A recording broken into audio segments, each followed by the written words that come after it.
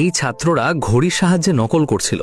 তারা মিনিটের কাটাকে প্রশ্ন নম্বর আর ঘড়ির সংখ্যাগুলোকে উত্তর অপশন হিসেবে ব্যবহার করেছিল। পরীক্ষা শুরু হওয়ার সাথে সাথে দুর্বল ছাত্ররা দেয়ালে লাগানো ঘড়ির দিকে মনোযোগ দিয়ে তাকাতে শুরু করলো। যেই 11টা বাজলো, মেয়েটি যে ক্লাসের টপার ছিল সে সঙ্গে সঙ্গে হাতের ইশারায় সংকেত দিতে শুরু করলো। এরপর সব ছাত্রের নজর তার দিকে চলে গেল। প্রতি 1 মিনিট পর মেয়েটি ইচ্ছা করে একবার হাত তুলত, আর তখন সেকেন্ডের কাটা যে সংখ্যার উপর থাকতো সেটাকেই সঠিক উত্তর ধরা হতো। দুর্বল ছাত্রদের শুধু তাকে দেখেই যেতে হতো, আর তারা সঙ্গে সঙ্গে উত্তর পেয়ে যেত। সবকিছু ঠিকঠাক চলছিল, কিন্তু হঠাৎ পরীক্ষক উঠে চারদিকে ঘুরতে শুরু করলেন। তারা বুঝতেই পারেনি যে বিপদ তাদের একেবারে কাছাকাছি চলে এসেছে। সবাই দ্রুত উত্তর আদান প্রদান করছিল। ঠিক তখনই পরীক্ষক হঠাৎ নিচে নেমে এলেন। সেই সময় সবার নিঃশ্বাস যেন আটকে গেল।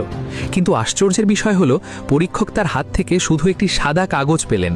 পরের মুহূর্তেই পরীক্ষকের মুখের ভাব বদলে গেল, কারণ সেই কাগজে ছোট ছোট অক্ষরে অনেকগুলো উত্তর লেখা ছিল। এরপর সব ছাত্রকে আবার মিড টার্ম পরীক্ষা দেওয়ার জন্য একটি ছোট কক্ষে বসানো হলো। সেখানে এখন 2 জন পরীক্ষক ছিল। মেয়ে টপার সঙ্গে সঙ্গে উত্তর পাঠানোর পদ্ধতি বদলে ফেলল। যেমন গলা চুলকানোর মানে এক ধরনের উত্তর, আর চুলে হাত দেওয়ার মানে আরেক ধরনের উত্তর।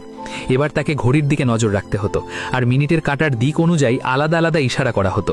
দুর্বল ছাত্ররা সঙ্গে সঙ্গে সঠিক উত্তর বুঝে যেত। আবার সব ঠিকঠাক চলছিল, কিন্তু বারবার করা ইশারাগুলো পাশের ছাত্রের সন্দেহ তৈরি করলো। সে তাদের দিকে বারবার তাকাতে শুরু করলো। ঠিক তখন উত্তর পাঠানোর সময় কাছে চলে এলো, আর মেয়েটি হালকা একটা ইশারা করলো।